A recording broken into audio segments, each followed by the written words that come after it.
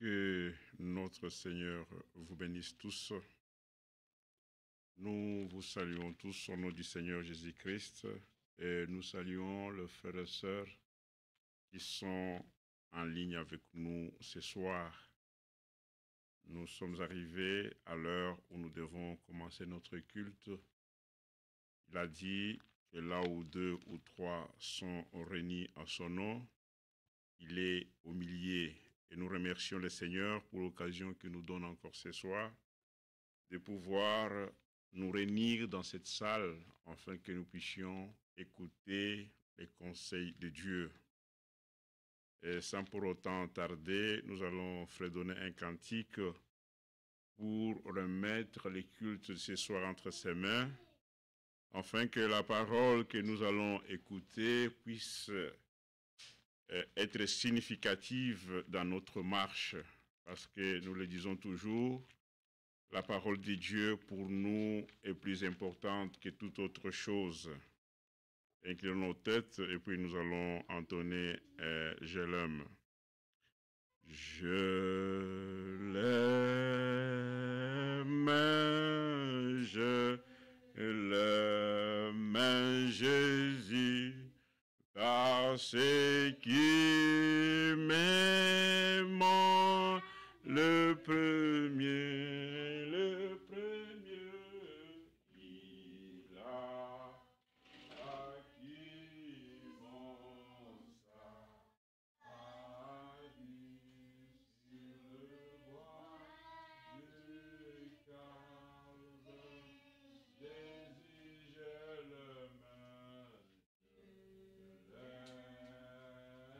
l'aime, Jésus, parce qu'il m'aime le premier. Alléluia, il a acquis mon salut sur le bois du Calvaire. Il nous a aimés, c'est pourquoi il est venu sur la terre pour mourir pour nous. Voilà pourquoi nous avons tout intérêt de lui demander qu'il soit au milieu de nous ce soir. Prions tous le Seigneur et remettons ce moment que nous sommes ensemble afin que lui puisse nous parler et que nous puissions écouter ce qu'il nous a donné en ce jour. Prions le Seigneur tous. Notre Père, nous te remercions pour la grâce et la bonté que tu nous donnes encore ce soir. Nous disons merci Seigneur parce que tu nous as gardés depuis le dimanche passé jusqu'en ce jour. Tu as permis Seigneur que nous puissions encore nous approcher de toi. À chaque jour, lorsque nous nous réunissons comme tels, ce n'est pas pour demander des choses que les hommes peuvent nous donner, mais nous venons pour demander ta vie, pour demander ta miséricorde, pour demander que tu sois au milieu de nous à chaque jour. Seigneur, il y a une chose que le monde ne peut pas nous donner, c'est simplement ta vie éternelle. C'est pourquoi, Seigneur, à travers ta parole, nous nous abandonnons entièrement afin que tous les conseils que nous pouvons écouter ce soir soient bénéfiques pour notre marche, Seigneur. Il est écrit que Jésus-Christ est retenu au ciel jusqu'au temps de rétablissement de toutes choses. Seigneur, accomplis ta parole et fais-le comme tu l'as toujours fait, afin que par ta parole que nous ayons la vie, par ta parole que nous puissions naître, Seigneur, totalement de toi. Nous nous abandonnons entièrement entre tes mains ce soir, Seigneur. Bénis la présence de chaque frère, bénis la présence de nos sœurs et des enfants, ô Dieu. Que tu puisses encore bénir en ce moment ceux qui sont Seigneur, à l'extérieur de la ville et ceux qui sont occupés, Père, que tu puisses le bénir, qu'ils soient attentifs, Seigneur, à la parole que nous allons écouter, ô Dieu. Nous tous, comme un seul homme, nous venons à toi pour que toi tu puisses nous enseigner. Gloire et honneur te soient rendus chaque jour. Seigneur, c'est à toi que nous venons parce que toi tu as la vie éternelle. Que ta vérité puisse nous conduire, Seigneur, jusqu'au jour où tu viendras, Père. Nous voulons que cette vérité demeure dans nos cœurs. Nous sommes venus vides, chargés. C'est à toi, Jésus-Christ, que nous déposons toutes nos difficultés, les problèmes que nous avons, ô Dieu, que ce soit financier, le problème, quelle que soit la nature, Seigneur, nous l'abandonnons entièrement entre tes mains. Nous demandons que tu puisses nous assister davantage, que tu puisses, Seigneur, parler surtout dans nos cœurs, afin que, ô Dieu, tout ce qui est de l'homme ne puisse pas avoir l'emprise dans notre marche. Tu nous as pardonné ces jours-là à la croix, Encore ce soir, ô Dieu, nous croyons, c'est toi qui justifies et c'est toi qui pardonnes, Seigneur. Sanctifie-nous, parle-nous, ô Dieu, comme tu parlais, Seigneur, afin que nous puissions écouter comme les disciples écoutaient, Seigneur. Nous demandons ton assistance ce soir, du début jusqu'à la fin de cette réunion. Au nom de Jésus-Christ, nous avons demandé ainsi. Amen. Nous allons prendre une écriture. Nous allons écouter aujourd'hui une prédication de notre frère Branham. Elle n'est pas longue, c'est une prédication de 50 minutes. Elle a comme titre « L'homme intérieur ». Je voulais que nous puissions écouter tous cette prédication. C'est très important. Nous prenons Jérémie. Prenons Jérémie. Jérémie chapitre 23. Si ça va nous permettre. Lisons tous le livre de Jérémie. Gardez bien les enfants, mes frères, parce que ceux qui sont en ligne écoutent le bruit, ils ne seront pas... Jérémie 23, verset 18, il dit ceci.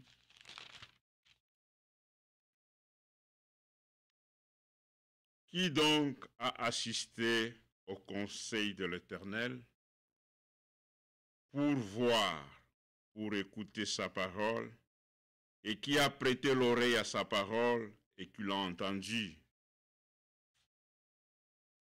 Au verset 16, il est dit, « Ainsi parle l'Éternel des armées, n'écoutez pas les paroles des prophètes qui vous prophétisent.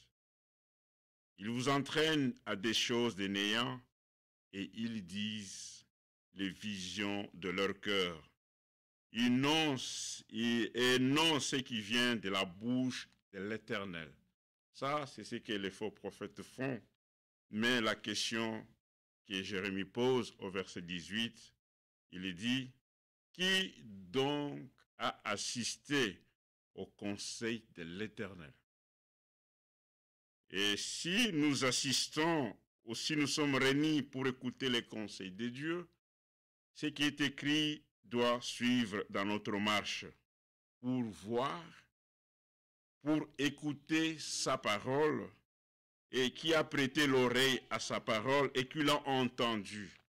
Voilà pourquoi lorsque Paul arrive à la fin, dans Actes chapitre 20, lisons cela, Acte 20, Paul dit ceci, « Il s'agit d'écouter les conseils de Dieu. » Acte chapitre 20, au verset 18.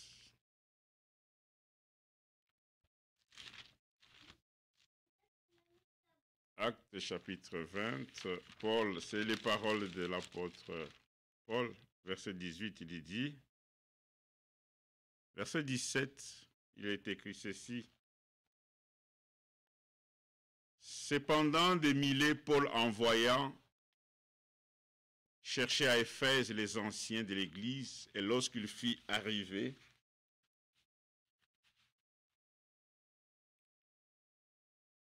il leur dit, « Vous savez de quelle manière, depuis le premier jour où je suis entré en Asie, je me suis sans cesse conduit avec vous, servant le Seigneur en toute humilité, avec larmes et au milieu de ce preuve que me suscitaient les embûches des Juifs. Vous savez que je n'ai rien caché de ce qui vous a été utile. » Il a donné les paroles qui étaient utiles. Il dit, je n'ai pas caché. Malgré qu'il y avait des embûches, malgré les difficultés, mais il n'avait qu'un seul objectif, d'annoncer la parole du Seigneur. Maintenant, les Juifs lui tendaient beaucoup des embûches. Au verset 20, il dit, « Vous savez que je n'ai rien caché de ce qui vous est utile. » Ainsi, je peux demander, je peux dire à l'Église, lorsque nous écoutons les transmissions en direct, et comme nous allons l'écouter, et comme nous avons toujours l'habitude d'écouter, nous ne pouvons pas toujours dire, « Ah, aujourd'hui, nous avons écouté une bonne parole. » Et cette parole que nous écoutons chaque fois, parce que nous sommes un peuple qui est arrivé à la fin, Nous sommes l'église de première-née. Ainsi, nous devons écouter et entendre le conseil de Dieu. Parce que lorsqu'on donne des conseils, c'est pour que nous puissions nous diriger et agir selon la parole du Seigneur, selon le commandement de Dieu. Ainsi, Paul, il dit, je n'ai rien caché, je n'ai rien caché. Ce qui était utile aujourd'hui est donné. Parce que beaucoup peuvent même se dire, vous savez frères, nous avons toute la parole, nous sommes un peuple bien privilégié. Est-ce que réellement les conseils qui est donné par le Seigneur, dans ce que nous écoutons, est-ce que cela demeure en nous? C'est une question. Parce que celui qui ne met pas les conseils de Dieu qui est donné en pratique, il ne peut pas être bien instruit. Nous sommes privilégiés, je le dis encore, parce que le Seigneur nous instruit lui-même par sa parole. Vous n'avez pas besoin d'écouter les conseils d'un homme, mais comme Église du Seigneur, nous avons seulement besoin d'écouter la parole. C'est le Seigneur qui instruit son Église. Alors nous continuons, il dit, je n'ai pas rien caché et que je n'ai pas craint de vous prêcher et de vous enseigner publiquement et dans les maisons, annonçant aux Juifs et aux Grecs la repentance envers Dieu et la foi à notre Seigneur Jésus-Christ. Il dit, je n'ai pas caché, je vous ai prêché tous les conseils de Dieu. Alors il dit, verset 22, et maintenant voici, lié par l'Esprit, je vais à Jérusalem, ne sachant pas ce qui m'arrivera. Seulement de ville en ville, l'Esprit Saint m'avertit que des liens et des tribulations m'attendaient. Il annonçait déjà que là où il partait, ils ne vont pas encore le voir à son retour parce qu'il a été averti par le Saint-Esprit. Verset 24. Mais je ne fais pas cas de moi-même. Je ne fais pas pour moi-même aucun cas de ma vie, comme si cela n'était précieuse, pourvu que j'accomplisse ma course avec joie et le ministère que j'ai reçu du Seigneur Jésus, d'annoncer la bonne nouvelle de la grâce de Dieu. Il dit, malgré tout ce qui peut m'arriver, je vois que cela n'a pas d'importance. Ce qui est important pour moi, ce qui était important pour Paul, était d'annoncer la parole du Seigneur. Il dit, malgré ce que je vois, mais ce qui est important, c'est d'annoncer. Et verset 25, et voici, je sais que vous ne verrez plus mon visage. Vous tous au milieu desquels j'ai passé en prêchant la parole de Dieu, vous ne verrez pas mon visage. C'est pourquoi je vous déclare aujourd'hui que je suis pur du sang de vous tous. Il dit, je suis pur comme une vraie sentinelle. Paul a prêché la parole de Dieu parce que la sentinelle est là pour avertir le peuple. S'il voit un danger qui vient, il doit avertir le peuple. Et la sentinelle doit connaître d'abord le temps et les signes du temps. Et si le malheur arrivait dans une ville, cela a été donné dans l'Ancien Testament, si le peuple qui a écouté le son de la trompette et n'arrive pas à prendre de bonnes décisions, si ce peuple meurt, la Bible dit que son sang retombe sur lui. Mais si la sentinelle qui voit le malheur et qui n'avertisse pas le peuple, alors si ce peuple meurt, le sang de ce peuple sera demandé, parce que la sentinelle avait comme travail, comme les travails qui lui ont été donnés, c'était d'avertir. C'est pourquoi l'apôtre Paul, dans le même sens, il dit, c'est pourquoi, verset 26, c'est pourquoi je vous déclare aujourd'hui que je suis pur du sang de vous tous, car je vous ai annoncé tous les conseils de Dieu, tous les conseils. Dans d'autres termes, c'est pourquoi il a même dit dans certaines parties des Écritures, il dit, j'ai posé le fondement comme un sage architecte. Les conseils, lorsqu'il est donné, c'est pour que nous pouvons savoir comment nous diriger et comment nous pouvons adorer le Seigneur. Et celui qui n'écoute pas les conseils de Dieu, il ne peut pas être enlevé. Il faut que nous écoutions les conseils de Dieu. Pour finir, regardez ce que Psaume dit, Psaume chapitre 63. Dans Psaume chapitre 63, lisons cela. Nous avons besoin d'écouter les conseils de Dieu quand la parole est prêchée. Psaume 63, il dit ceci, au verset 24.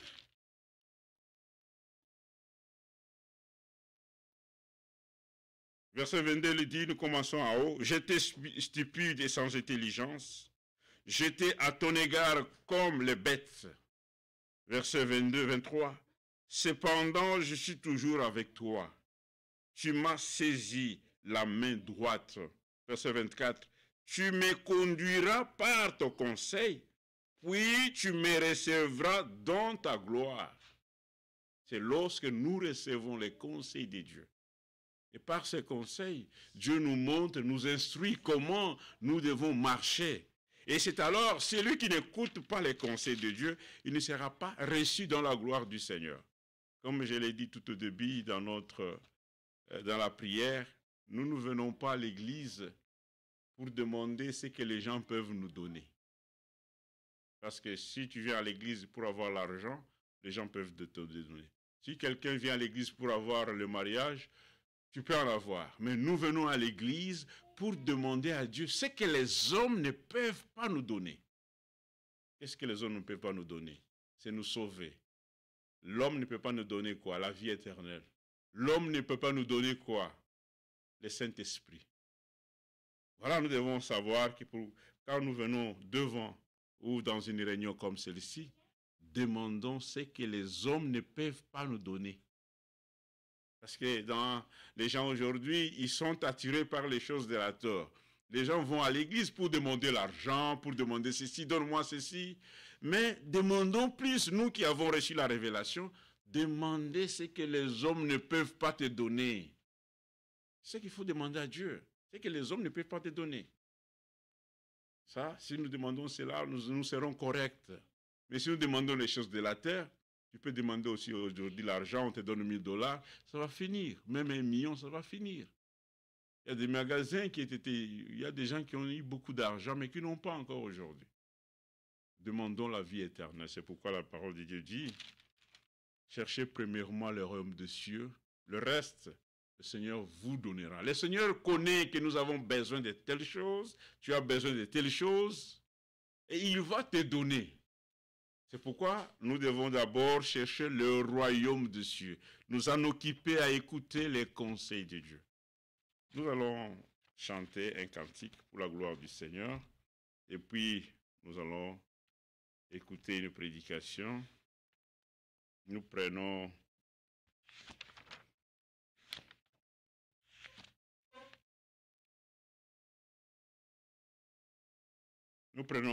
J'ai longtemps erré sans guide.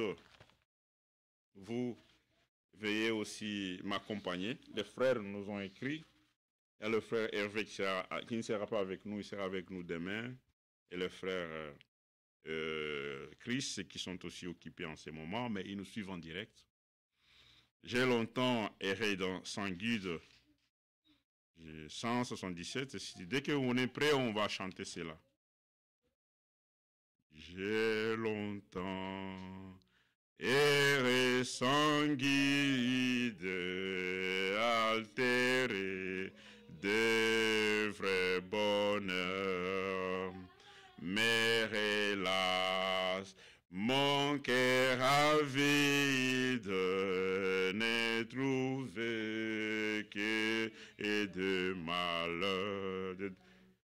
Où sera la main puissante qui pourra par son effort m'arrêter sur cette pente où déjà je vois la mort? Un sauveur, Jésus lui-même, et pitié de mon effroi.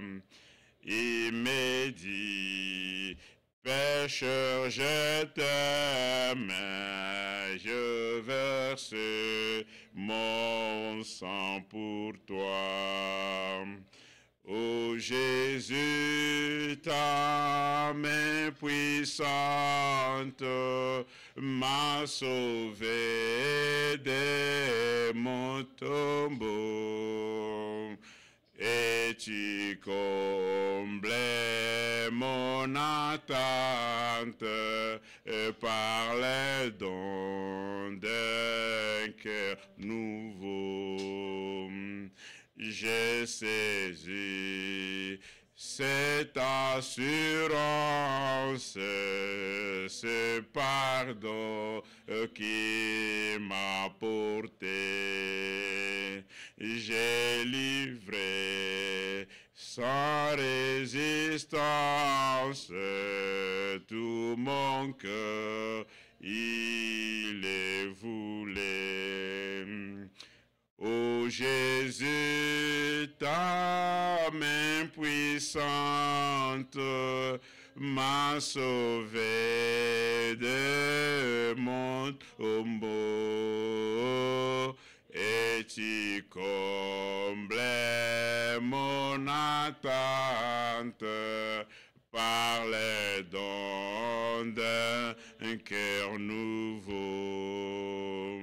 Dans mon cœur régénéré, j'ai reçu le Saint-Esprit. C'est ce sceau divin confirme que je suis à Jésus-Christ. Ô Jésus, ta main puissante m'a sauvé de mon tombeau. Et tu comblais mon attente par les dons d'un cœur nouveau. Et maintenant, de joie en joie, mon Sauveur me fait marcher, car la paix que Christ m'envoie, ni ne peut me l'arracher. Ah, c'est Jésus qui me donne et sa paix et son amour. Oh, à Jésus, je m'abandonne désormais et sans retour. Oui, nous avons erré, mais maintenant nous avons un guide, nous sommes guidés par lui-même. Que le Seigneur soit loué pour cela. Soyons attentifs à l'écoute de la parole du Seigneur.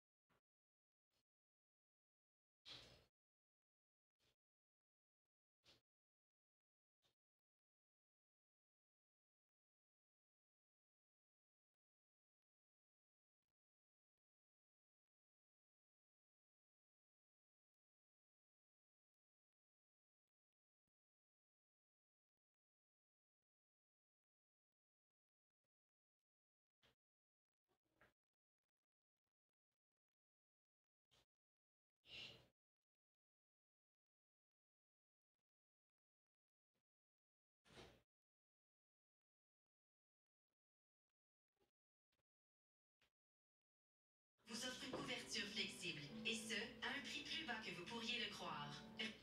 J'étais des deux côtés. De toute façon, nous avons passé un bon moment à le faire. Nous sommes rentrés directement à la maison et ensuite nous sommes venus directement ici. Hier soir, j'étais très fatigué. Nous sommes rentrés un peu tard, j'étais ici vers 7 heures. Et nous sommes venus à la réunion. Et j'ai alors que quelque chose avait mal tourné dans certaines dénominations. Quelque chose s'est produit qui a fait que les gens, quelque chose à rapport avec leurs églises, si bien que si je prêchais là-bas, tout le monde, si je prêchais ici, alors ils ne me permettraient pas de prêcher là-bas. Donc j'aimerais au moins tenir parole. Et j'avais donc promis de venir ici, c'est pourquoi je suis venu.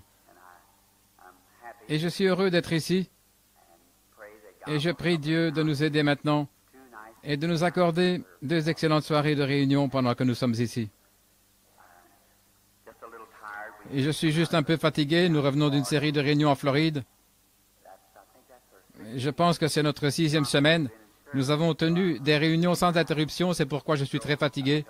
Nous avons parcouru, Billy et moi, je pense, 1700 km en une nuit à bord d'un break Chevrolet. Nous avons effectué ce trajet d'environ 23 heures. J'étais des 2 côtés. De toute façon, nous avons passé un bon moment à le faire. Nous sommes rentrés directement à la maison et ensuite nous sommes venus directement ici. Hier soir, j'étais très fatigué. Nous sommes rentrés un peu tard, j'étais ici vers 7 heures et nous sommes venus à la réunion. Et j'ai alors appris que quelque chose avait mal tourné dans certaines dénominations et tout. Moi, je suis interdénominationnel.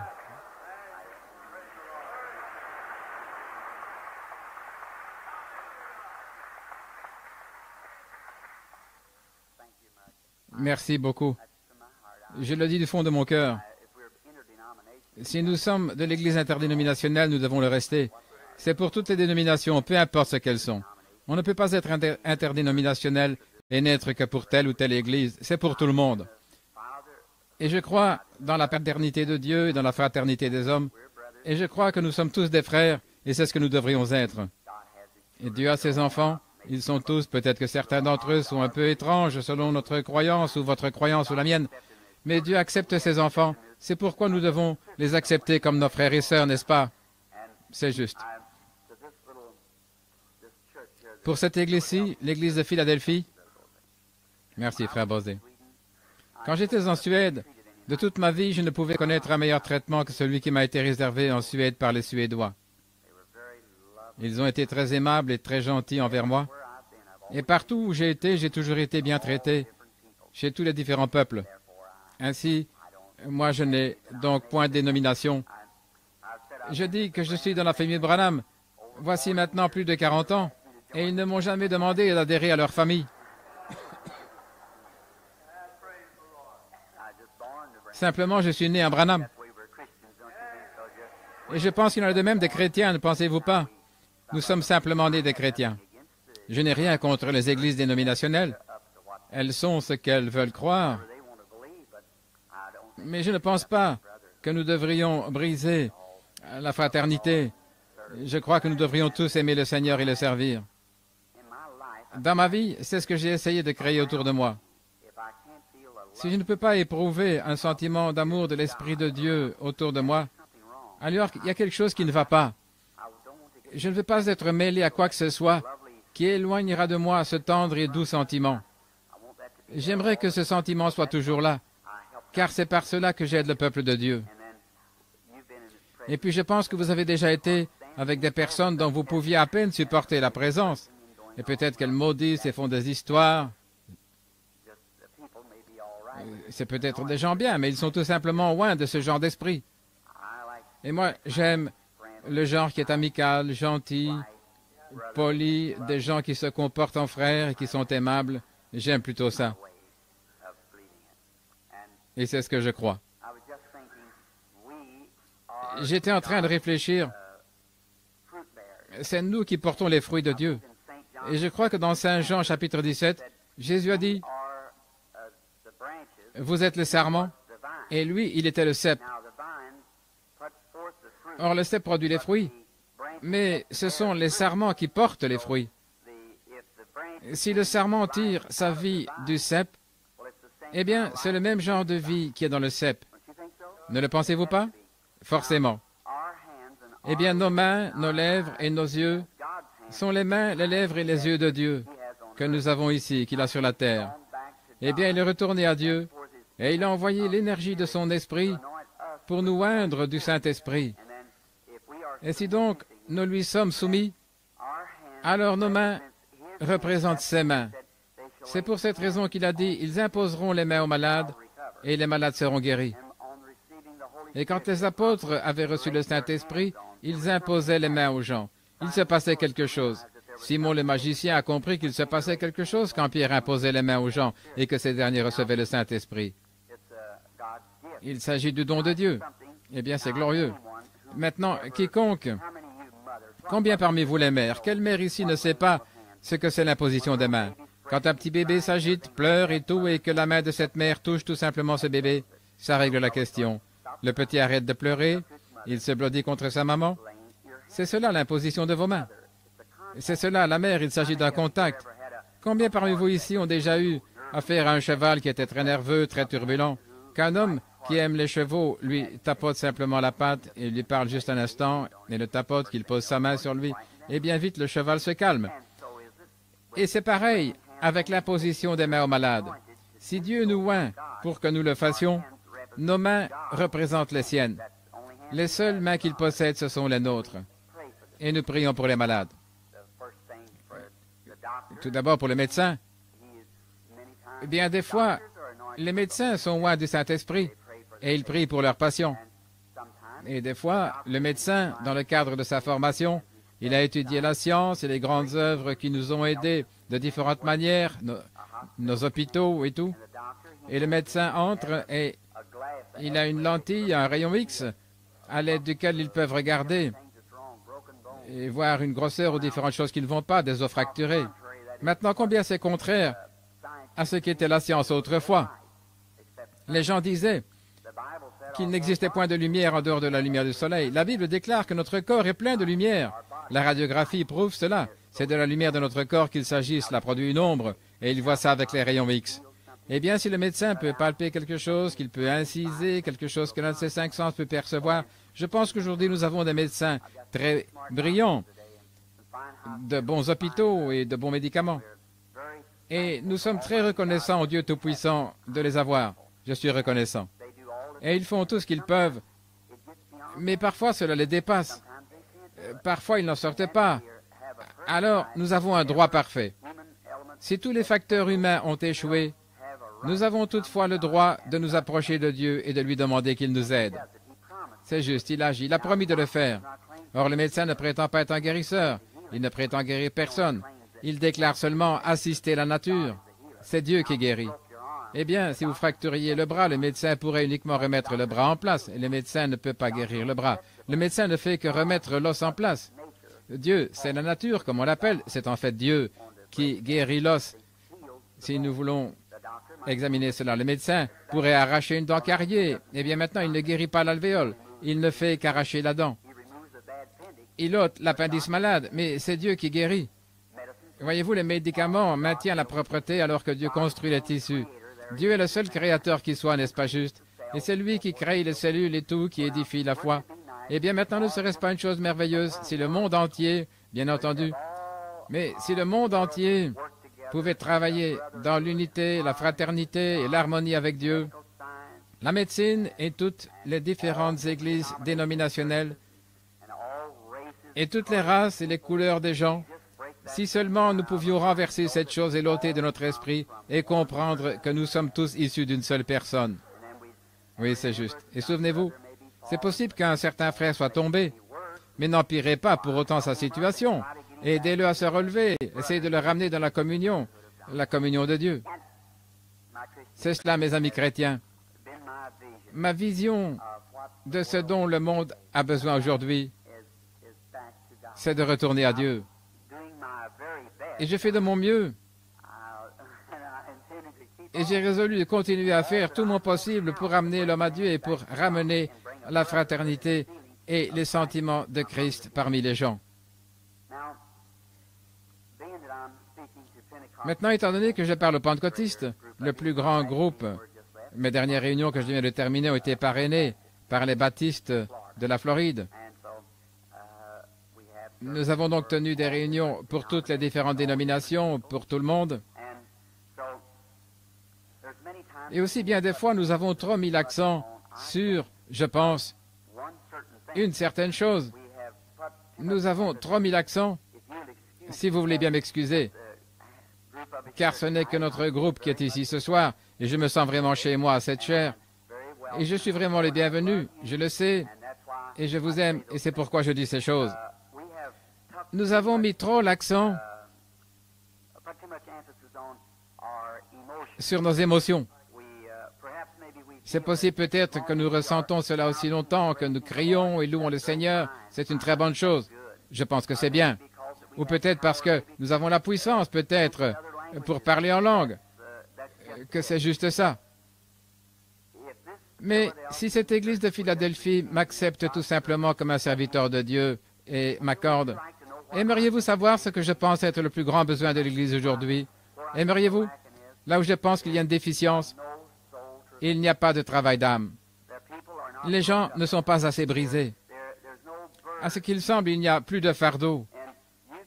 Et donnez-moi quelqu'un qui est tellement brisé à cause des âmes perdues qu'il pleure tout simplement et désire ardemment qu'il y ait un réveil, au point qu'il ne sait plus manger, qu'il ne sait plus. Si vous lisez l'histoire du monde et l'histoire de la religion, vous découvrirez qu'il a toujours fallu ce genre d'esprit pour apporter un réveil. C'est juste. Quand Sion a éprouvé des douleurs ou est entré en travail, je pense que c'est le meilleur mot, alors elle a donné naissance à des enfants. Vous devez être brisé. Il est question de l'atmosphère de la chose. Quand vous allez quelque part, il y a des discussions, vous entrez dans ce type d'atmosphère. C'est quelque chose dans l'Église, quelqu'un qui est désobéissant et qui se comporte très mal dans l'Église et qui cause des ennuis. Vous ne serez jamais en mesure d'avoir un réveil aussi longtemps qu'il y aura ce genre d'atmosphère autour de vous. Et il faut que tout le monde... Si vous observez quand le Saint-Esprit est venu à la Pentecôte, ils étaient tous au même endroit, d'un même accord, attendant une promesse. Et quand on a une telle attitude, Frère Bosé, alors le réveil viendra, c'est juste. Et aujourd'hui, nous tenons de nombreuses grandes réunions attrayantes qui durent, comme nous les appelons dans le Sud, vous savez, c'est juste un terme qu'on utilise à la place de réveil. Mais je pense que c'est devenu simplement des réunions qui durent, c'est juste, au lieu de réveil. Car dans la nation, nous n'avons pas encore de réveil, d'après ce que je vois. Je ne vois pas. Quand nous aurons un réveil comme celui que l'on a eu lors du réveil du pays de Galles ou en Écosse, ou lors de ces réveils de l'époque de Wesley, quand il y a eu ce grand bouleversement ou un réveil mondial par John Wesley, je pense qu'à ce moment-là, nous aurons un vrai réveil. J'ai récemment remarqué dans mon ministère, les gens, ceux qui sont remplis de l'esprit, mais ils regardent pourtant ce que Dieu fait, les signes ou quelque chose qu'il accomplit, et les gens restent assis et ils disent, eh bien, c'est très bien. Et vous verrez donc Dieu faire quelque chose d'autre. Et les gens disent, c'est très bien, nous apprécions ça. Dieu, un homme de bien. C'est comme pour dire, eh bien, c'était ton devoir, ô Dieu. Tu as simplement fait ce qui est ton devoir. Mais s'il y avait réellement un réveil dans l'air, quand l'une de ces choses se produit, chaque âme la saisirait rapidement et ce serait, oh là là, ça n'aurait pas de fin, ça irait simplement d'une personne à l'autre, d'une personne à l'autre. Ça continuerait à avancer. Bien entendu, vous savez, je suis un Américain comme vous. Mais en Afrique, où c'est censé être un pays des païens, ça devrait nous rendre plutôt honteux de voir comment ils reçoivent l'Évangile. Quand ils ont vu une seule chose surnaturelle s'accomplir, 30 000 personnes ont reçu Christ comme leur sauveur personnel en une seule fois. C'était des païens. 30 000 païens. On ne se posait pas de questions du tout. C'était tout simplement réglé.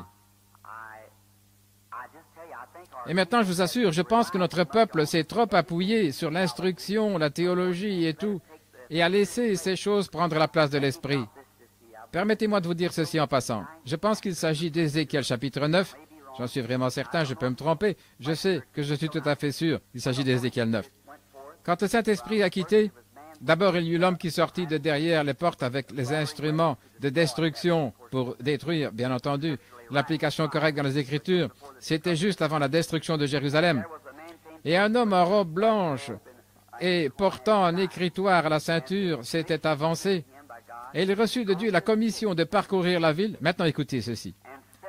Et de faire une marque sur le front, le scellement du Saint-Esprit, une marque sur le front de chaque homme ou chaque femme qui soupirait, gémissait à cause des abominations qui se commettaient dans la ville. J'aimerais juste vous poser une question.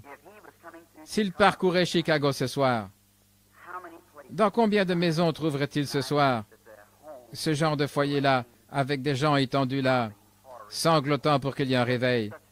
Des gens qui sont dans un tel travail d'âme, qui ne sont plus en mesure de supporter, ils ne savent tout simplement quoi faire.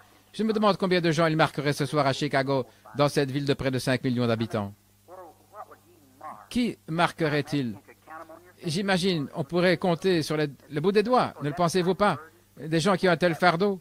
Et pourtant, c'était exactement, il ne devait marquer personne d'autre que cette catégorie de gens-là. Voyez-vous ce que je veux dire? Nous devons mûrir dans la présence de Dieu. Maintenant que le Seigneur vous bénisse, j'aimerais lire une portion de sa parole ici. Ma parole est juste comme celle de n'importe quelle autre. Elle peut faillir, mais sa parole ne peut pas faillir. Et maintenant, je crois que demain matin, je dois prêcher à l'école du dimanche. Je pense que c'est ça, à 11 heures, demain à 11 heures. Et puis je me demande... Ensuite, je pense que demain soir, encore à 19h30, à la même heure, 19h, maintenant, amenez vos malades et vos affligés et réunissons-nous et prions très fort. Et je sais que Dieu va faire quelque chose pour nous. Et maintenant, je pense que c'est à ce que je sache maintenant, ce sont mes dernières réunions avant d'aller outre-mer. C'est pourquoi je sollicite certainement vos prières, vous, chers et merveilleux peuple de Chicago, que vous priez pour moi. J'en aurais vraiment besoin, comme plus que jamais auparavant. Et je crois que Dieu va faire de grandes choses pour nous outre-mer. Je suis sûr qu'il va le faire. Vous ne savez pas le bien qu'on ressent quand on se tient là et qu'on sait que l'on est défié en face par des oppositions.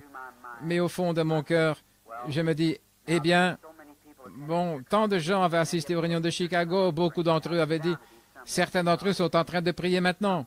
Il y a forcément des gens là à Chicago qui sont en train de prier. Il y en a en train de prier à Miami, à Palm Beach. Il y en a quelques-uns ici en train de pleurer. Et quand je les considère tous dans l'ensemble, je suis alors sûr que je suis vraiment environné de prières. Cela vous rend très très fort, je vous le dis. Vous direz en quelque sorte, maintenant Satan, regarde ici, je suis vraiment environné de prières. Je sais où on se tient. Vous êtes-vous déjà imaginé qu'à l'intérieur de notre corps, il y a un autre homme? Savez-vous ça? Qu'il y a un autre homme à l'intérieur de notre corps? Et c'est un homme esprit. Y avez-vous déjà pensé, frère Ryan? Oui, et que celui ici, dedans, l'homme intérieur, maintenant cet homme intérieur, s'il vient de Dieu, c'est l'Esprit de Dieu, est-ce juste? Qui est à l'intérieur de notre être. Or, mon doigt ne pourrait pas bouger sans que quelque chose se fasse bouger. Il est actionné par une intelligence ici, car la pensée, d'une façon subconsciente, peut-être l'idée me viendrait, je ne suis pas obligé de penser à cela, ça semble tout simplement. Et c'est là-dessus que repose la foi. Maintenant, à vous qui êtes très malade, j'aimerais que vous saisissiez ceci avant que je lise les Écritures. Maintenant, depuis hier soir, je me suis plutôt détendu un peu et j'aimerais vous expliquer cela. Il y a une conscience et un subconscient. C'est juste comme si nous allions outre-mer par bateau et il y a un homme qui se tient juste ici, c'est lui qui donne les ordres. Cet homme descend ici en bas dans le bateau pour conduire celui-ci. Eh bien, il ne voit pas où il va, mais il reçoit tout simplement les ordres qui viennent d'en haut. Eh bien, maintenant, il dit, tourne à gauche ou à droite, ou mets plus de gaz, quoi que ce soit. Il obéit aux ordres. Et tout au-dedans, dans notre cœur, il y a le subconscient. Et il reçoit des ordres venant d'en haut. Vous m'avez entendu souvent à l'estrade. J'étais simplement en train d'écouter une bande d'une réunion à Owensboro l'autre jour au sujet d'une personne qui était estropiée et qui a été guérie. Et comment cela parlait, comment le Saint-Esprit parlait. Maintenant, ici en haut, cette conscience monte à l'estrade et dit, « Frère Branham, gloire au Seigneur, j'ai la foi. » Mais juste là en bas, cette autre petite conscience dit, « Eh bien, tu sais bien que tu ne l'as pas. » Eh bien, maintenant, si vous pouvez amener celui-ci et celui-là à être en harmonie avec celui-là, vous voyez, celui-ci dit, oui, tout le temps, Celui-ci dit oui, mais là tout au fond, il y a quelque chose, ce petit gars, voyez-vous. Vous voulez le faire, vous voulez dire oui, mais juste là au fond, cette petite ombre, là, on ne s'occupe pas beaucoup de ce petit gars qui est ici au fond. Eh bien, vous allez découvrir que c'est plutôt lui qui dirige les choses. Alors si ce gars, après tout, c'est lui qui conduit le bateau, c'est lui qui est aux commandes. Celui-ci pourrait faire beaucoup de déclarations, mais c'est ce gars qui travaille ici en bas, voyez-vous. Ainsi, il dit, oui, oui, je crois cela, oh oui, je le crois certainement. Et si c'est vrai, si celui-ci s'accorde avec cela, alors nous obtenons la chose. Et alors, cela devra marcher. Mais tant que ce n'est pas le cas, eh bien, ça ne marchera pas, c'est tout.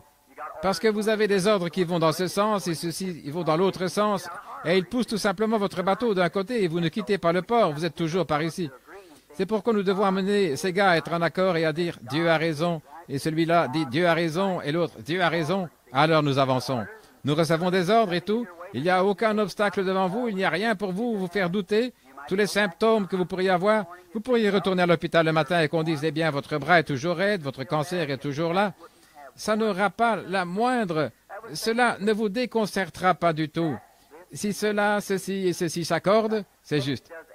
La foi fait tout. Or, Dieu est en vous, vous qui avez le Saint-Esprit. Dieu est en vous. Croyez-vous cela? Et maintenant, Jésus a dit, je vous donne le pouvoir. Je vais vous montrer la faiblesse de l'Église par la grâce de Dieu. Je vous donne le pouvoir sur les esprits impurs. Vous allez les chasser. Non pas moi, mais vous. En mon nom, ils chasseront les démons. Ils parleront de nouvelles langues. Ils saisiront des serpents. Ils boiront des breuvages mortels. Cela ne leur fera pas de mal. Pensons au grand Saint Paul. Une fois, ils ont accosté sur une certaine île. Le bateau avait fait naufrage. Dieu lui avait promis qu'il allait arriver à une certaine destination. Il retournait à Rome pour comparaître devant César. Et il croyait en Dieu. Il aidait donc les hommes. On l'avait lié avec des chaînes. Il était prisonnier. Et il aidait les hommes à jeter du bois dans le feu. Et quand il y jetait du bois, une bête au venin mortel, un serpent, l'a mordu à la main. Un venin si mortel qu'une personne mordue tombait raide morte après une minute ou deux. Et ainsi, les indigènes ont dit, cet homme a des chaînes, c'est un prisonnier, ça doit être un meurtrier, parce qu'il peut avoir échappé à la tempête, mais il ne va pas en réchapper à ce serpent, il va mourir. Maintenant, écoutez. Un moment, après, Paul a regardé, il a vu ça. Ceci et cela s'était accordé.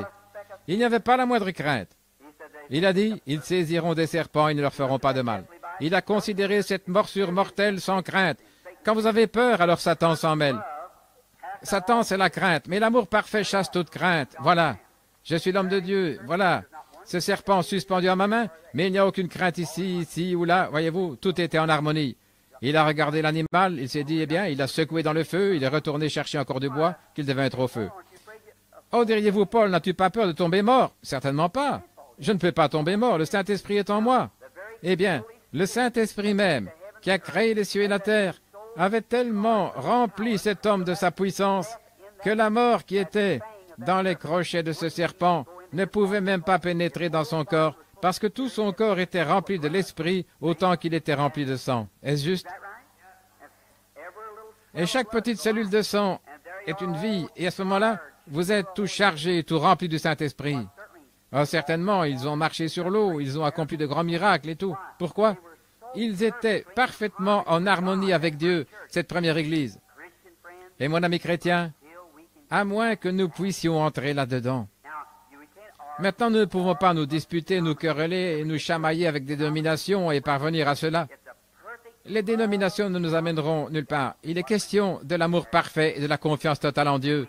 Et c'est ça qui produit cela. On peut crier, on peut parler en langue, on peut être de grands docteurs en théologie, on peut avoir sur soi des titres de docteur en théologie, mais cela ne marchera jamais jusqu'à ce que ça, ceci et ceci soient en harmonie. C'est comme cette lumière.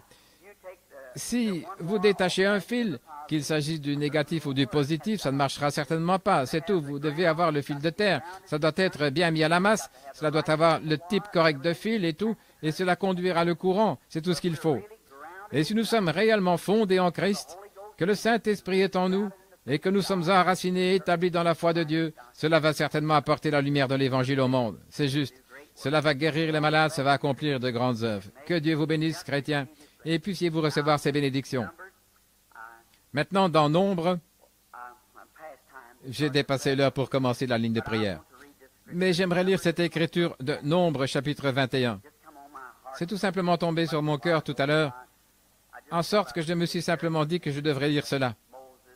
C'est un passage bien connu au sujet de Moïse et des enfants d'Israël. Et je crois que Dieu va bénir sa parole maintenant, pendant que nous allons la lire. Et pendant que je lis cela, gardez cela à l'esprit, les choses que je vous ai dites. Gardez-les à l'esprit. Jésus est passé près d'un arbre. Il a regardé dessus, il n'y avait pas de fruit. Il a dit que personne désormais ne mange de ton fruit. Et il a continué son chemin jusqu'à Jérusalem. Bien entendu, là, on l'a querellé, il ne pouvait pas le supporter. Pour lui, c'était la mauvaise sorte d'atmosphère. Alors il est sorti, il est retourné, il est descendu de la montagne le lendemain matin. Et pendant qu'il passait, je pense que c'était vers 11 heures, Pierre a regardé cet arbre, il a dit, « Dis donc, regarde, tu as simplement dit cela hier, et cet arbre est mort depuis la racine, il a séché. » Jésus a dit, « Ayez foi en Dieu. » Est-ce juste? Car en vérité, je vous le dis, si vous, pas si moi, si vous, dites à cette montagne, ôte-toi de là, et si vous ne doutez pas, il vous obéira. Obligatoirement, il doit faire exactement ce que vous dites. Pourvu que vous ne doutiez pas, eh bien, croyez-le ici. Maintenant, nous amenons ce subconscient aussi à croire cela. Et quand le subconscient et cette conscience sont en harmonie avec Dieu, alors la chose va arriver. Nombre chapitre 21, verset 5. Et le peuple parla contre Moïse et contre Moïse. Pourquoi nous avez fait vous monter hors d'Égypte pour que nous mourions dans ce désert? Car il n'y a point de pain, il n'y a point d'eau, et notre âme est dégoûtée de cette misérable nourriture. Alors l'Éternel envoya contre le peuple des serpents brûlants. Ils mordirent le peuple, et il mourut beaucoup de gens d'Israël. Le peuple vint à Moïse et dit, « Nous avons péché, car nous avons parlé contre toi et contre l'Éternel. » Contre toi et contre l'Éternel. Prie l'Éternel, afin qu'il éloigne de nous ces serpents. Moïse pria pour le peuple. L'Éternel dit à Moïse, « Fais-toi un serpent d'airain et place-le sur une perche. Quiconque aura été mordu et le regardera, conservera la vie. » Moïse fit un serpent d'airain et le plaça sur une perche, et quiconque avait été mordu par un serpent et regardait le serpent d'airain, il conservait la vie. Les enfants d'Israël partirent et ils campèrent à Oboth. Ma Bible est tellement soulignée au crayon et tout là que j'ai sauté mon passage pendant que je le cherchais. Je suis désolé. Mais que le Seigneur ajoute la bénédiction maintenant à sa parole.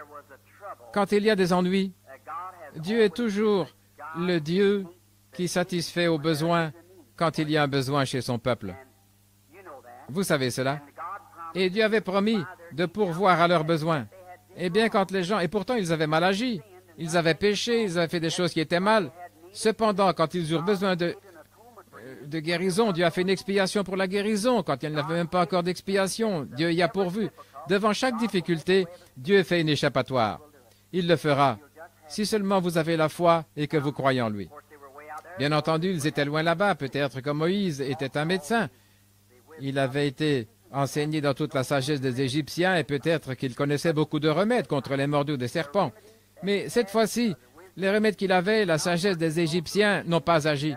La raison en était, le peuple s'était disputé avec Moïse et il disait, « Pourquoi nous as-tu amenés dans ce désert ?» Il se plaignait constamment et cela a engendré le péché. Et le péché est la cause directe ou indirecte de la maladie. Avant qu'il y ait le péché, nous n'avions pas de maladie. Donc pour commencer, la maladie est un attribut du péché. Peut-être qu'il ne s'agit pas de ce que vous avez fait, mais de ce que vous avez hérité, car Dieu a promis que cela irait même jusqu'à la 3e et à la 4e génération, qu'il punirait la désobéissance des parents par la maladie. Et parfois, il y a un bon médecin. Si vous allez chez un médecin, et que ce soit un bon médecin, vous direz, « Docteur, j'ai mal à la tête. » Eh bien, s'il se soucie de son patient, il ne dira pas, « Oh bien, prenez une aspirine et rentrez à la maison. » Il ne fera pas ça. D'abord, il va faire un diagnostic du cas jusqu'à ce qu'il trouve ce qui est juste la cause.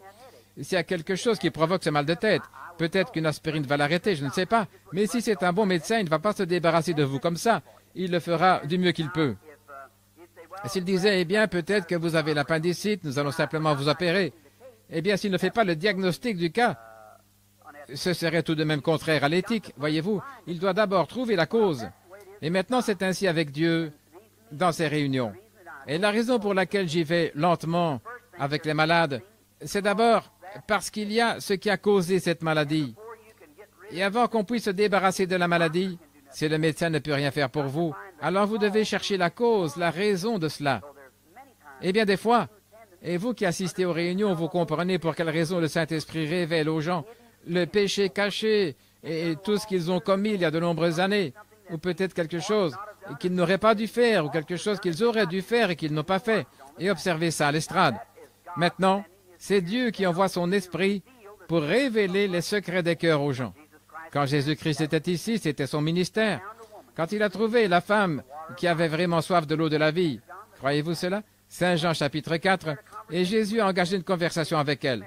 C'était une Samaritaine, pas une Juive. Il a dit, apporte-moi à boire. Et aussitôt, il a voulu tenir une conversation avec elle. Elle a dit, ce n'est pas la coutume que vous demandiez pareille chose. Tu es un Juif et moi une Samaritaine. Elle a dit, si tu savais à qui tu parles, c'est toi qui me demanderais à boire. Et sans tarder, elle a voulu cette eau. Il a dit, va chercher ton mari. Voyez-vous ce qu'il a fait? D'abord, il est allé droit à la raison pour laquelle elle ne pouvait pas boire de cette eau. Avant qu'elle puisse avoir cette eau, il y avait une raison. Elle a dit, je n'en ai point. C'est exact, il y en a eu 5. Et celui avec lequel tu vis maintenant n'est pas ton mari. En d'autres termes, elle était une concubine. Elle a dit, je vois que tu es un prophète. Et alors elle a dit, le Messie doit venir.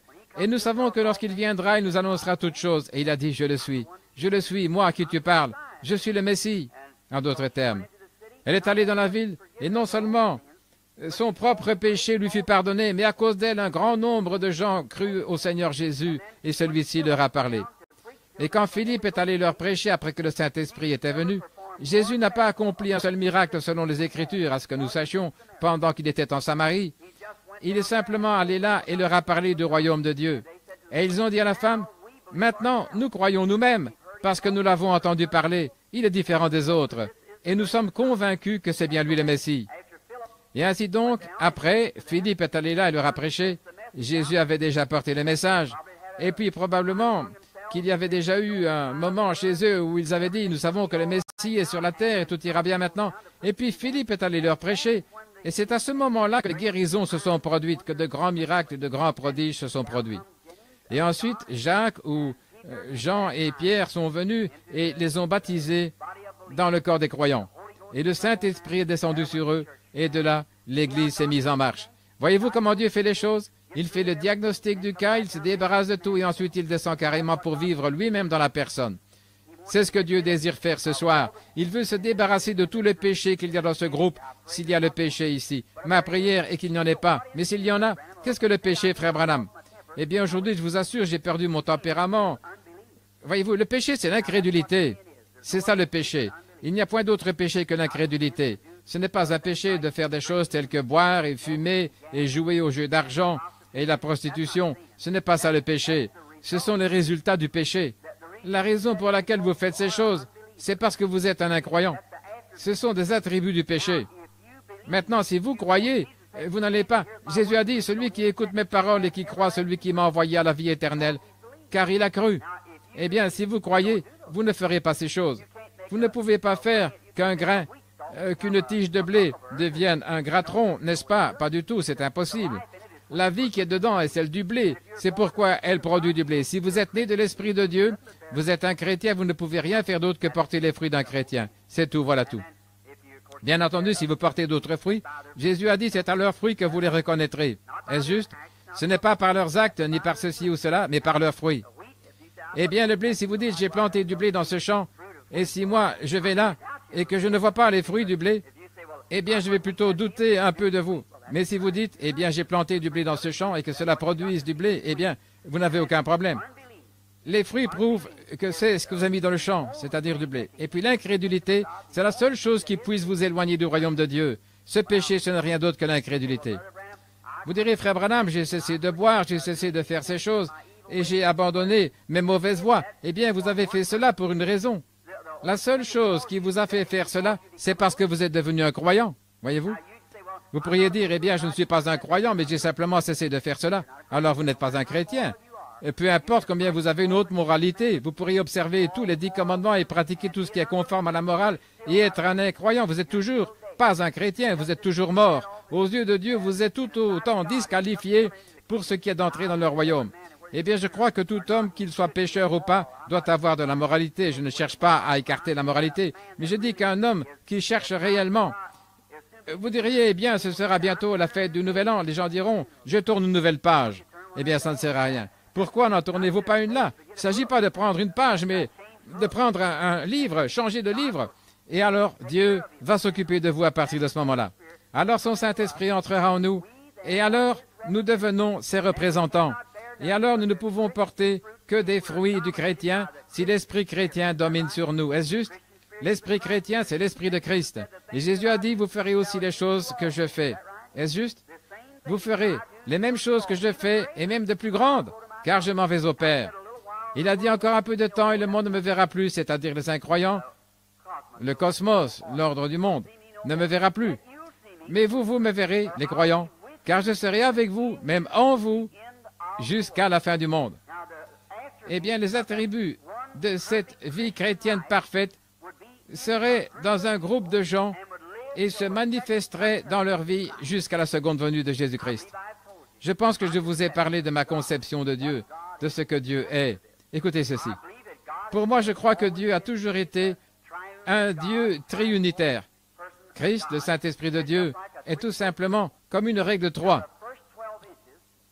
3 pieds. Les 12 premiers pouces, c'est Dieu le Père. Les 12 pouces qui suivent, c'est Dieu le Fils. Et les 12 derniers pouces, c'est la règle de 3 pieds. Voyez-vous, la règle entière, c'est Dieu le Saint-Esprit.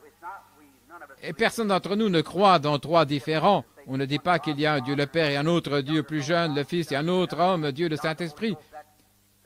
Ce serait du paganisme. Il s'agit seulement d'un seul Dieu, dans 3 dispensations différentes. Maintenant, quand Dieu est descendu ce matin sur le mont Sinaï et que Moïse a écrit, il est monté là-haut pour recevoir les commandements, il était dans une colonne de feu. N'importe qui sait que c'était Dieu le Père, n'importe qui sait que c'est ça, l'ange de l'Alliance. Et l'ange de l'Alliance, c'était Jésus-Christ, est-ce juste? C'est ce que dit la Bible. Maintenant, le voilà dans la colonne de feu. Personne ne pouvait le toucher. Il est saint. Personne ne peut l'approcher. Absolument pas. Et quand il est descendu sur cette montagne pour écrire de son propre doigt ses commandements que Moïse devait placer dans l'arche, les éclairs brillaient, les tonnerres grondaient, et la terre trembla si fort que Moïse lui-même fut terrifié. Et le peuple dit que Dieu ne parle pas de peur que nous mourions, que Moïse nous parle, mais pas Dieu. Et même si une bête touchait cette montagne, elle devait être transpercée avec une flèche. Elle devait être mise à mort, parce que la montagne était sainte, Dieu était là-haut. Maintenant, observez l'amour de Dieu. Cela devrait vous amener à vous mettre à prier pour un réveil. Dieu condescendant, descendant, se révélant. Alors Dieu apparut là dans la colonne de feu. Et puis la fois suivante qu'il est apparu sous une forme visible, c'était lorsqu'il est apparu sous la forme de son Fils Jésus-Christ. Il a couvert une vierge de son ombre, il a créé une cellule de sang dans son sein, laquelle a produit le Fils de Dieu. Et Dieu était en Christ, réconciliant le monde avec lui-même. Est-ce juste? Jésus a dit, ce n'est pas moi qui fais les œuvres, c'est mon Père qui demeure en moi. C'est lui qui fait les œuvres, ce n'est pas moi. Je fais seulement. On lui a posé la question quand il a passé ses infirmes ce jour-là, il n'a guéri qu'un seul homme qui souffrait de la prostate ou quelque chose comme cela. On a dit, pourquoi n'as-tu pas guéri les autres? Et c'est comme les gens le disent aujourd'hui, oh, tu as simplement laissé qu'il guérisse celui-ci, qu'il guérisse celui-là, je le croirais. Eh bien, ce sont les mêmes critiqueurs aujourd'hui. Il a dit, je ne fais rien, moi, que mon Père me le montre premièrement, alors je fais ce qu'il me dit de faire. Eh bien, le Père est en moi, et ce qu'il me dit de faire, je le fais. Ça, c'était Dieu sur la terre. La Bible dit qu'il sera appelé Emmanuel, ce qui signifie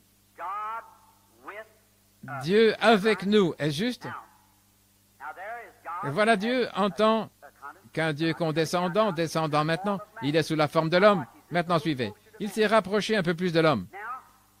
Et maintenant, il devait donner ce sang qui était un sang pur, venu non pas par le sexe, mais par une naissance virginale. Et il a donné ce sang pour purifier les cœurs des hommes et des femmes nés du sexe, comme vous et moi. Et il nous a purifiés de nos péchés, afin que Dieu lui-même, maintenant, dans la 3e personne, vive dans le cœur humain. Dieu a tant aimé ses créatures. Oh, quand j'y pense, mon cœur se fond. Comment donc ce grand Jéhovah qui s'était tenu là et qui a créé l'univers, qui a créé toutes choses.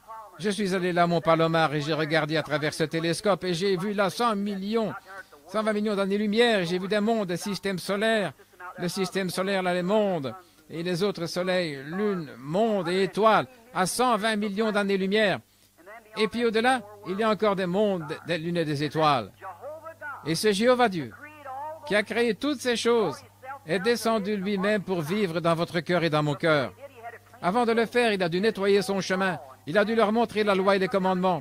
Ensuite, il a dû descendre pour leur montrer l'amour et puis ouvrir carrément son chemin dans le cœur de l'homme. Et maintenant, Dieu est en nous. C'est juste. Maintenant, nous sommes ses mains sur la terre. Nous sommes ses yeux sur la terre.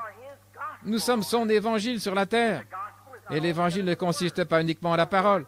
La parole rendue manifeste, c'est ça l'évangile. L'évangile n'est pas venu en parole seulement, mais avec la puissance et la démonstration du Saint-Esprit.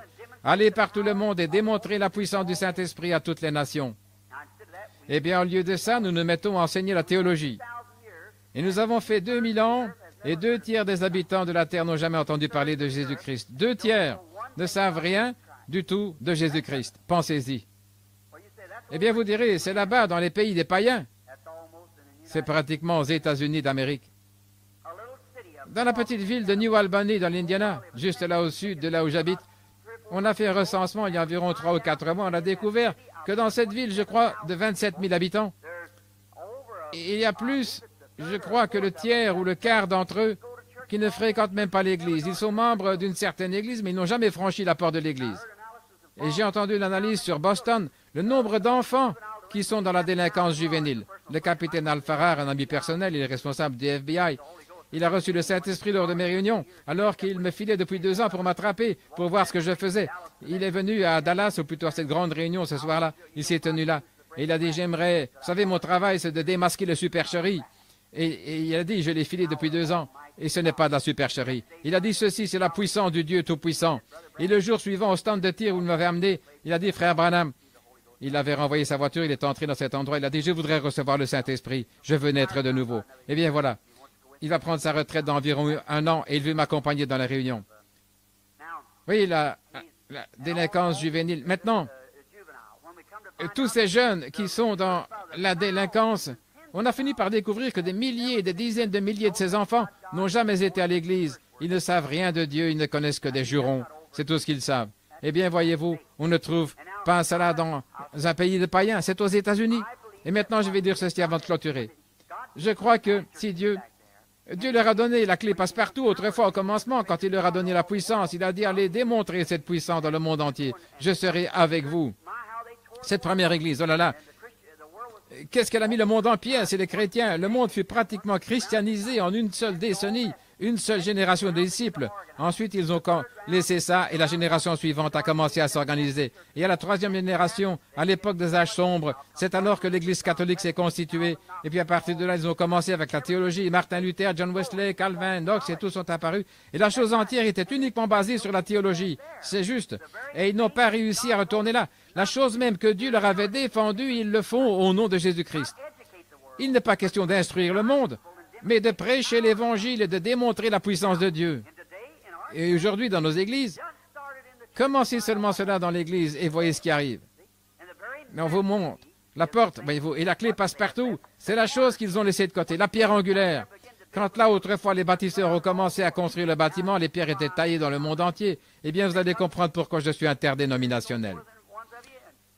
Voyez, les francs-maçons qui étaient ici et les autres, ceux qui connaissaient l'ordre, on taillait les pierres, les transportait jusqu'à Jopé et ainsi de suite, et les chars à bœufs les faisaient descendre, les hauts cèdres du Liban, on les taillait et tout, on les faisait descendre. Et quand tout était entassé en dehors de Jérusalem, pendant 40 ans, on n'entendait pas un seul crissement de cygne et de coups de marteau.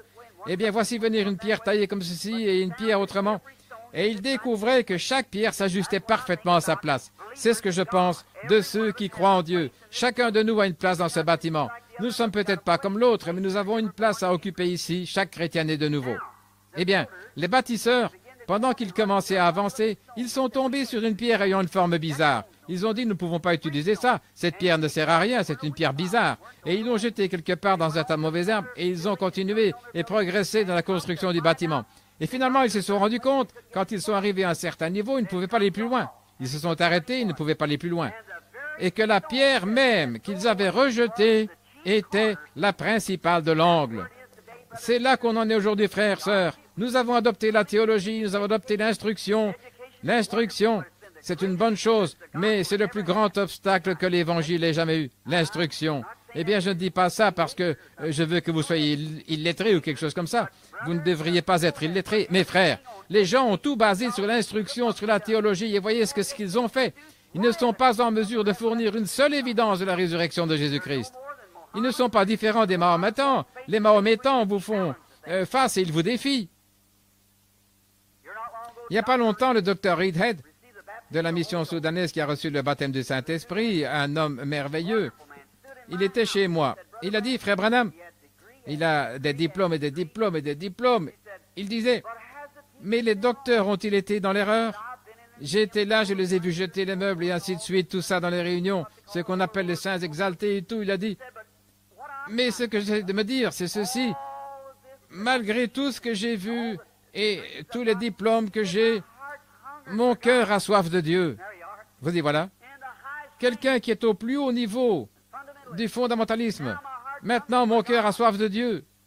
Il a dit, recevoir le Saint-Esprit après que vous avez cru, cela existe-t-il? C'est juste, voyez-vous. Et considérez Bouddha. Bouddha est mort il y a 2300 ans, le grand leader religieux de la Chine. Et quand il est mort, voici ce qu'il a dit avant de mourir. Il arrivera avant la fin du monde que le Dieu d'amour, eh bien ça c'est un Dieu de dictature, vous savez. Le Dieu d'amour enverra ses serviteurs, ses prophètes ici sur la terre, et ils viendront d'une manière telle qu'ils ne laisseront pas de traces derrière eux. C'est par avion, quand ils seraient, voyez. Ils avaient assez de jugeotes. Mais là, ils avaient l'apparence de la piété et reniaient la chose. Voyez-vous, ce n'est que le sang de Jésus-Christ qui compte. Et ce Mahométan se tenait et s'adressait au docteur Reedhead. Ce dernier a dit, « Pourquoi ne rejetez-vous pas votre prophète mort, Mahomet, pour recevoir le Seigneur Jésus-Christ ressuscité que nous avons ?» Et ce Mahométan, qui était intelligent et astucieux, il a dit, « Gentil monsieur, qu'est-ce que votre Seigneur Jésus ressuscité ferait de plus pour moi que ce que fait mon prophète mort ?» Il a dit, « Eh bien, vous voyez, nous avons la consolation. » Il a dit, « Nous aussi. » Il a dit, « Nous avons la joie et le bonheur. » Nous aussi. Qu'est-ce qui vous donne la joie et le bonheur? Eh bien, il va revenir. Notre prophète aussi. Il a dit, votre prophète Jésus, il vous a promis la vie après la mort. Notre prophète Mahomet nous a promis la même chose, la vie après la mort. C'est pourquoi nous sommes heureux. Il a dit, produisez tout simplement une seule chose que votre Seigneur Jésus, que je ne peux pas produire maintenant avec mon prophète mort. Montrez-moi une seule chose que vous avez que nous n'avons pas. C'est pourquoi ne venez pas me prêcher ça. Et cet homme a raison. Il s'est tourné vers le docteur Reedhead, il a dit, écoutez, monsieur, vous qui dites que Jésus est ressuscité des morts, quand Jésus est ressuscité des morts, s'il est ressuscité, il a dit, vous ferez aussi les œuvres que je fais. Et il a promis de grands signes aux croyants et à vous, les enseignants. Il a dit, que je vous vois tous faire les signes qu'il a promis qu'il ferait, alors je croirai qu'il est ressuscité des morts. C'est juste, oh bien, nous prêchons l'Évangile dans le monde entier. Il a dit, nous aussi. Il a dit, que je le vois accomplir ces miracles. Laissez-moi vous dire une chose. Vous tous, vous avez eu 2000 ans, et pourtant, nous avons la plus grande religion qui soit. C'est juste. Les Mahométans sont les plus nombreux. Le christianisme occupe la 3e place. L'islam est la plus grande, quant au nombre des adeptes dans le monde. Et il a dit, et 2/3 du monde ne savent rien du tout de votre Seigneur Jésus ressuscité. Que notre Mahomet ressuscite des morts, il a dit, le monde entier le saura. C'est juste. Et le docteur Reedhead a dit qu'il était convaincu. Et il était bel et bien. Et c'est ce qui lui a donné la soif de Dieu. Frères et sœurs, je suis ici pour vous affirmer que le Seigneur Jésus-Christ est ressuscité des morts. Il vit aujourd'hui parmi nous. Et il fait les mêmes choses et produit exactement ce qu'il a dit qu'il ferait. Il est le même Seigneur Jésus ressuscité. S'il le fait, et ce n'est que par sa grâce souveraine, ce n'est pas à cause de moi. Je suis son serviteur comme toute personne assise ici. Comme le petit garçon qui est un chrétien ou la petite fille. Tout le monde, peu m'importe de qui il s'agit, ça importe peu. Il n'y a pas de grands personnages ou de petits personnages dans le royaume de Dieu. Nous sommes tous dans le royaume de Dieu par la grâce de Dieu, c'est tout. Il n'y a pas de grands ni de petits. Nous sommes tout simplement tous frères et sœurs. Quelqu'un tient cet office-ci et cet autre cet office-là. Mais je lisais quelque chose et je crois que c'était sur Charles Finney, l'un des plus grands évangélistes de ce jour, un avocat converti. Un vieil homme se mourait de la tuberculose et avant de mourir, il avait mis sa face contre terre et avait pleuré et prié. Et quand il se relevait, il a dit, « Eh bien, j'ai pu faire la prière de la foi pour une certaine ville. Dieu va envoyer un réveil dans cette ville. » Et il s'est limité à environ 30 différentes villes. Et après que cet homme fut mort et parti, Finney a rendu visite à sa veuve et il a pris sa ville et ses réveils se sont produits très exactement comme l'homme l'avait dit. Pourquoi? Parce qu'une âme qui agonisait, une âme dans la présence de Dieu, en toute sincérité, avait fait bien plus pour apporter un réveil que toutes les écoles qu'il y avait au monde. C'est juste. Une seule âme qui avait prié avec instance. Je vous l'assure à chacun de vous, le grand réveil de l'Est, il y a de nombreuses années en Afrique, quand ces Otantos et tous ceux qui étaient là ont eu un réveil, la chose même qui était à la base de cela ne provenait pas du tout de leurs enseignements ni de leurs grandes écoles. C'était venu par un pauvre petit homme de couleur, sans instruction, illettré, là-bas, dans une petite hutte qui était restée sur sa face jour et nuit dans la poussière et qui a prié jusqu'à ce que Dieu envoie un réveil qui a balayé tout l'Est et le Nord de l'Afrique pour faire entrer dans les gens dans le royaume de Dieu. Et quel réveil! Oh là là! Mais qu'est-ce qui les a ruinés? Ensuite, les enseignants sont venus d'Angleterre avec différentes tendances et ils ont commencé à s'établir là et à enseigner la théologie et à s'éloigner de la puissance de Dieu et tout. Et c'est la chose qui a sombré dans le chaos. Et c'est exactement comme ça aux États-Unis.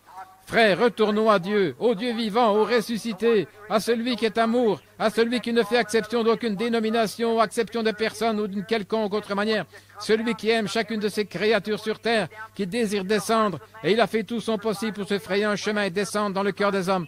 Il a pourvu un moyen comme le serpent d'airain, il a pourvu à Jésus pour satisfaire à tous nos besoins pendant que nous sommes dans ce voyage entre le ciel et la terre. Il a pourvu à Jésus-Christ, il est le sacrifice tout suffisant de Dieu. Tout ce dont vous avez besoin ce soir ne se trouve pas dans votre Église. Ça se trouve en Christ. Voilà, ça ne se trouve pas dans votre instruction, ça ne se trouve pas dans votre théologie, dans votre credo. C'est en Jésus-Christ. Regardez à lui avec une foi simple, humble et pleine d'amour et dites, « Ô Dieu, purifie-moi de tout égoïsme et ôte de moi toutes les impuretés et que je sois entièrement à toi dès ce jour. » Et voyez ce que Dieu fera pour vous. Ma prière est que Dieu vous bénisse pendant que nous inclinons la tête. Notre bienveillant Père Céleste, je prie d'abord ce soir pour cette grande ville, alors que je la contemple comme une grande vue panoramique. C'est toute la région métropolitaine et je vois ce soir comment le péché, je pense à Sodome, quand des anges sont descendus pour s'assurer de la véracité de ce qu'ils avaient entendu. Et nous savons que nous sommes proches de quelque chose. Je prie pour Chicago, ô Dieu. Et je crois que de petites réunions comme celle où les véritables croyants se rassemblent à travers la ville sont la seule chose qui peut empêcher la colère de Dieu et le jugement de se déverser à l'instant même.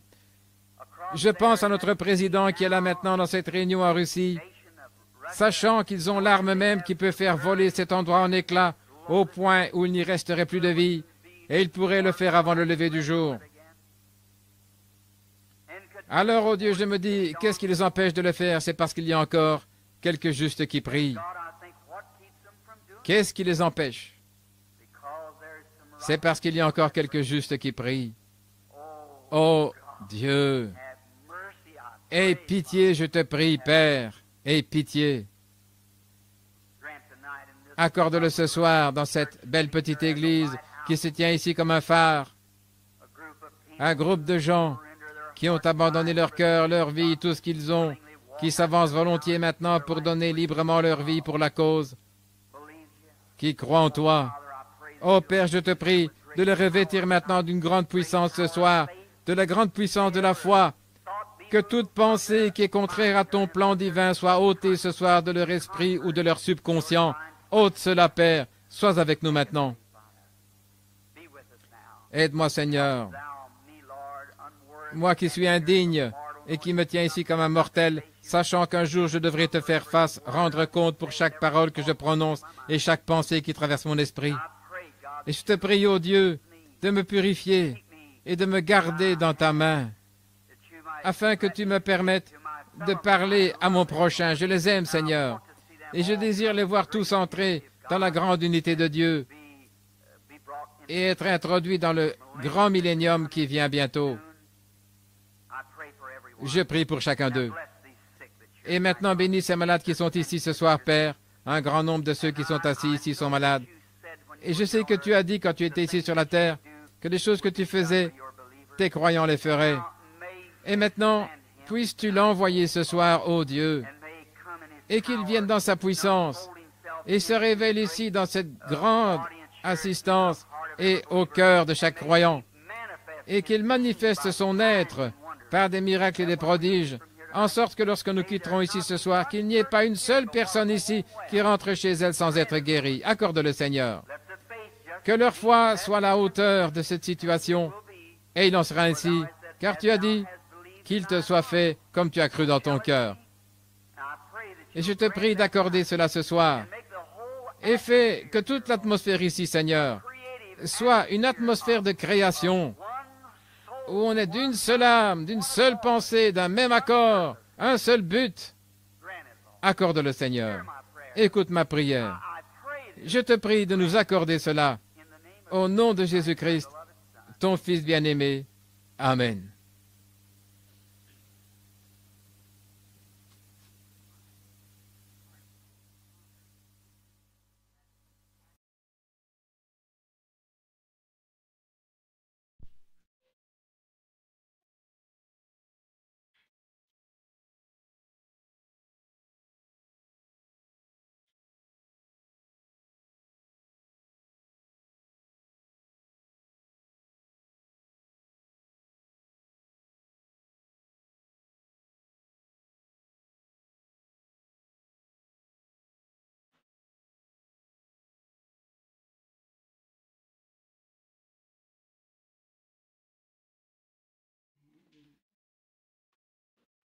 Amen.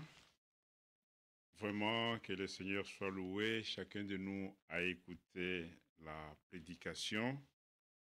Il s'agit de cette prédication intitulée « L'homme intérieur ». Il faut que notre homme intérieur soit lavé, il faut que notre homme intérieur soit changé. Ce n'est pas ce que nous voyons à l'extérieur, mais Dieu, lorsqu'il commence son œuvre, nous sommes l'œuvre de Dieu et il doit commencer par l'intérieur, comme il a dit dans Ézéchiel. Regardez ce que Paul donne comme exhortation. Lisons quelques écritures, vous allez l'écrire aussi. Cela m'est venu quand j'écoutais cette prédication. Dans 2 Corinthiens, chapitre 4, écrivez cela, verset 16, il dit ceci. C'est pourquoi nous ne perdons pas courage, et même si notre homme extérieur se détruit, notre homme intérieur se renouvelle de jour en jour. Et l'homme intérieur a besoin d'écouter la véritable parole de Dieu. Et cet homme intérieur, lorsque nous nous rassemblons, nous devons saisir la pensée de Dieu afin de croître à tout égard. Il faut que l'homme intérieur puisse se renouveler de jour en jour. Parce qu'il y a les autres, on peut le voir, il est vraiment en santé, mais spirituellement, il n'est pas en santé. Ou il n'est pas en santé. C'est ça le grand problème dans le christianisme maintenant. Tout, on voit simplement de l'extérieur. Mais dans ces temps ici, comme nous attendons la venue du Seigneur, le Seigneur a donné la promesse de Jean 14. Il dit, « Je pars vous préparer une place et je reviendrai et je serai en vous. » C'est pourquoi Paul écrit à nos frères de Corinthe, il dit, même si notre corps se détruit, l'extérieur, on peut tomber malade, mais que notre âme soit sauvée, puisse se renouveler de jour en jour. Et le même Paul, lorsqu'il écrit aux Éphésiens, Éphésiens chapitre 3, parlant toujours dans le même esprit, regardez ce qu'il dit aux Éphésiens, Éphésiens chapitre 3, parce que nous venons d'écouter, il s'agit de l'homme intérieur. Comme notre frère Branham a dit, quelqu'un peut dire que j'ai la foi, mais son homme intérieur lui dit non, tu mens. C'est l'homme intérieur qui nous juge nous-mêmes. Dans Éphésiens chapitre 3, au verset 16, il dit ceci. Éphésiens chapitre 3, verset 16, je commence au verset 14. À cause de cela, j'ai fléchi les genoux devant le Père, de qui toute famille dans le ciel et sur la terre tire son nom, afin qu'il vous donne, selon la richesse de sa gloire, d'être puissamment fortifié par son esprit dans l'homme intérieur, que le Seigneur puisse fortifier puissamment par son esprit dans l'homme intérieur, en sorte que Christ, oh là là, il faut que Christ habite en nous, dans nos cœurs, par la foi. Et si cet homme intérieur est fortifié, il dit, étant raciné, oh, et fondé dans l'amour. L'amour de Dieu, nous ne le fabriquons pas. Lorsque nous sommes nés de Dieu, nous sommes engendrés par sa parole et nous sommes fortifiés par sa puissance. C'est pourquoi notre homme intérieur doit être changé, renouvelé, étant enraciné. Nous devons être fondés dans l'amour. Verset 18, il dit que vous puissiez comprendre avec tous les saints. Il y a parfois, les gens ne comprennent pas la parole. Parfois dans l'église, on trouve qu'il y a beaucoup de problèmes. C'est parce qu'il y a des gens que dans leur homme intérieur, ils n'ont pas encore saisi, ils n'ont pas reçu la parole de Dieu. Cet homme intérieur n'est pas changé. Et l'homme ne peut pas se changer lui-même. Il faut qu'il s'abandonne à Dieu. Il faut qu'il écoute la parole de Dieu. Enfin que ce que Dieu a donné comme promesse, il dit, je vous donnerai un cœur nouveau, un esprit nouveau. Nous demandons, comme l'autre frère a dit, je suis un homme, j'ai été sauvé par la grâce, que vous puissiez comprendre avec tous les saints quelle est la largeur, j'ai lu le verset 18, la longueur, la profondeur et la hauteur, et connaître l'amour de Christ. Si l'homme intérieur n'est pas changé, ne faisons pas semblant de jouer à la religion. Le message de Dieu a été envoyé pour que les enfants de Dieu puissent expérimenter. Le Seigneur dit, quelle maison me bâtirez-vous? Le ciel est, le ciel, c'est là où il habite, et la terre est mon marchepied. Quelle maison me bâtirez-vous?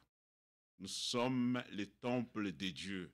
Ainsi, lorsque nous nous retrouvons, comme nous l'avons dit au commencement, demandons à Dieu ce que les hommes ne peuvent pas nous donner. Les hommes ne peuvent pas nous donner le changement. Les hommes ne peuvent pas nous donner la sanctification, la purification. Et si notre homme intérieur est renouvelé, nous devons connaître l'amour de Christ qui surpasse toute connaissance, en sorte que vous soyez remplis jusqu'à toute la plénitude de Dieu. Le Seigneur veut remplir son Église. Il veut remplir son Église. Et le même Paul, regardez ce qu'il dit dans Romains, chapitre 6. Dans la même idée, nous remercions le Seigneur. Romains, chapitre 6, verset 4. Il dit ceci. Verset 3, ignorez-vous que nous tous qui avons été baptisés en Jésus-Christ, c'est en sa mort que nous avons été baptisés. Nous avons donc été ensevelis avec lui par le baptême en sa mort, afin que comme Christ est ressuscité de mort par la gloire du Père, de même nous aussi, nous marchons en nouveauté. Voilà, lorsque l'homme intérieur, lorsque le Seigneur habite en toi, il s'agit qu'il habite personnellement en moi. Ainsi nous allons marcher, non pas comme le monde. Beaucoup de gens, ils prennent des choses du monde parce que leur intérieur n'est pas encore changé. C'est pourquoi nous avons dit, la parole de Dieu doit demeurer en nous. Et lorsque cela demeure, si la parole demeure en nous, c'est que Christ qui demeure en nous. Voilà pourquoi il dit, nous allons marcher en nouveauté de vie. En effet, si nous nous sommes devenus une même plante avec lui par la conformité à sa mort, nous le serons aussi par la conformité à sa résurrection. Maintenant, verset 6, il dit, sachant, attention les enfants, ma soeur garde bien les enfants, ils font des bruits. Il dit ceci, le verset 6, sachant que notre vieil homme a été crucifié. C'est lorsque le vieil homme est crucifié que Dieu doit s'en occuper maintenant du nouveau homme, de l'homme intérieur. Si l'homme n'est pas, le vieil homme n'est pas crucifié, comment le Seigneur peut s'en occuper avec le nouveau homme? C'est lorsque ce qui est ancien meurt, c'est alors que le Seigneur commence une nouvelle œuvre en toi et en moi. C'est pourquoi Paul dit, je relis le verset 6, sachant que notre vieil homme a été crucifié avec lui, afin que le corps du péché soit rendu à l'impuissance, pour que nous ne soyons plus esclaves du péché, car celui qui est mort est libre du péché. C'est lorsque nous sommes morts que la puissance du Seigneur doit s'accomplir. Or, si nous sommes morts avec Christ, nous croyons que nous vivrons aussi avec lui, sachant que Christ, ressuscité des morts, ne meurt plus. La mort n'a plus de pouvoir sur lui. Car il est mort, c'est pour le péché, et qu'il est mort une fois pour toutes. Il est mort pour le péché. Il y a un changement de l'intérieur, que le Seigneur exige à chacun de nous. C'est une prédication, ce n'est pas beaucoup, vous pouvez encore l'écouter. C'est à peu près 57 minutes. L'homme intérieur doit être changé, renouvelé, pour que lui, Christ, puisse habiter en nous par la forme du Saint-Esprit. C'est ainsi, pour finir, regardez Ésaïe 40, verset 31. Lisons cela pour finir. Nous avons écouté une bonne parole et nous allons prier. Ésaïe 40, il dit ceci, au verset 31. Ésaïe 40, verset 31, il dit ceci, « Mais ceux qui se confient à l'Éternel renouvellent leur force. » Nous disons Amen. C'est simplement ceux qui se confient. Ce soir, après avoir écouté une telle prédication, mes frères bien-aimés, c'est un conseil divin que Dieu nous a donné. Voilà pourquoi nous avons dit l'autre dimanche que nous serons maintenant à mesure d'écouter parfois la parole qui a été mise en réserve maintenant. L'homme intérieur. Et seulement celui qui se confie en Dieu, en l'Éternel, doit renouveler sa force. Dieu ne te fait pas renouveler le muscle, comme les gens, ils veulent s'en occuper du vieil homme de l'extérieur. Mais Dieu est en train de faire un travail en chacun de nous, que notre intérieur puisse être renouvelé. Que cela soit notre désir et les souhaits de chacun de nous. Nous avons écouté une prédication apostolique et nous disons, Seigneur, merci pour nous avoir envoyé un homme de Dieu avec la parole. Merci pour la révélation de cette parole. Inclinons nos têtes. Alléluia.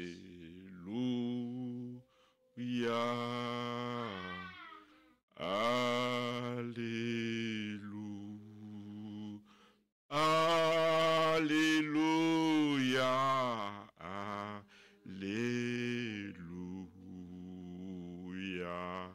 Alléluia. Alléluia. Nous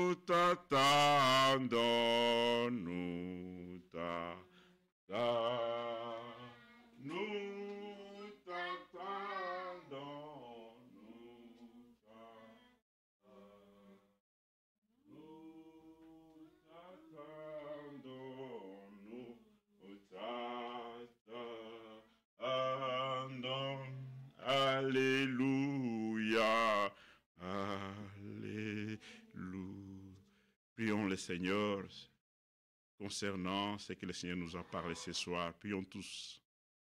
Notre Père céleste, nous venons à toi humblement pour te dire merci à cause de ces conseils divins que nous venons d'écouter ce soir. Ô Dieu, toi qui prends l'homme qui a péché et tu le fais ton fils, Seigneur. Tu travailles, Seigneur, sur cette œuvre que toi tu as commencée. C'est pourquoi ce soir, je viens auprès de toi, afin que chaque jour, ô Dieu, que tout ce qui est de l'homme extérieur, Seigneur, puisse être détruit, Seigneur. Que le Saint-Esprit, ô Dieu, par la puissance, puisse faire renouveler ta parole en nous, afin qu'en marchant avec toi, ô Dieu, nous puissions manifester les œuvres de l'Esprit Seigneur, et que l'homme intérieur, Père de gloire, puisse être puissamment renouvelé, comme nous venons de lire, Seigneur. Il n'y a rien de choses qui peut être caché devant ta face. Tu connais notre extérieur, tu connais notre intérieur, Seigneur. Que tu puisses donner à chacun de nous la crainte, l'amour, afin que nous puissions comprendre le pourquoi aujourd'hui que tu nous as appelés, tu nous as, Seigneur, appelés de nos familles, nos tribus, des églises où nous étions, pour se faire un peuple saint. Merci au Dieu pour l'accomplissement de cette parole en ces temps de la fin. Au début de l'Église, Seigneur, les prophéties se sont accomplies, Père. Ainsi, en ces jours, nous devons être des témoins de l'accomplissement de ta parole en ce temps de la fin. Que tu puisses marcher avec chaque sœur et chaque frère, Seigneur. Nous ne pouvons pas encore, ô Dieu, marcher selon, Seigneur, notre idée ou selon notre train, mais nous demandons ton assistance. Assiste chaque frère, assiste que chacun de nous qui travaille dans ta maison, qu'il puisse le comprendre, ô Dieu, qu'il n'y a pas un homme plus grand que les autres, mais nous sommes tous frères, nous sommes tous, Seigneur, tes enfants, ô Dieu, que tu as appelés. Nous avons été rachetés et sauvés par ta grâce. C'est ainsi que nous demandons que ta miséricorde demeure sur chacun de nous. Si cela est ta volonté, nous remettons le temps pour demain, car nous serons encore réunis, Seigneur. Ouvre les éclipses du ciel. Donne-nous ta parole, Seigneur. Nous remercions pour cette parole que nous avons écoutée. Que le Saint-Esprit seul, ô Dieu, puisse descendre dans le cœur de chacun de nous, Seigneur. Nous voici devant toi, ô Dieu. Nous nous abandonnons entièrement, afin que toi, tu puisses faire de nous ce que tu veux, Seigneur. Nous avons été selon nos propres volontés, Seigneur. Ô Dieu, nous prenons la décision en ce soir pour dire, non pas ce que nous voulons, mais ce que toi tu veux, Seigneur. Marche avec nous, Seigneur. Renouvelle-nous de chaque jour. Et que ta parole qui sera encore apportée dans les jours à venir, si cela est ta volonté, Seigneur, fais que ça puisse nous approcher de toi. Nous disons merci. Nous avons la joie dans nos cœurs d'écouter de telles choses, ô Dieu, que tu avais préparées pour ce temps, afin que nous puissions les écouter. Merci, Seigneur, pour ces conseils. Sois avec chacun de nous sur le chemin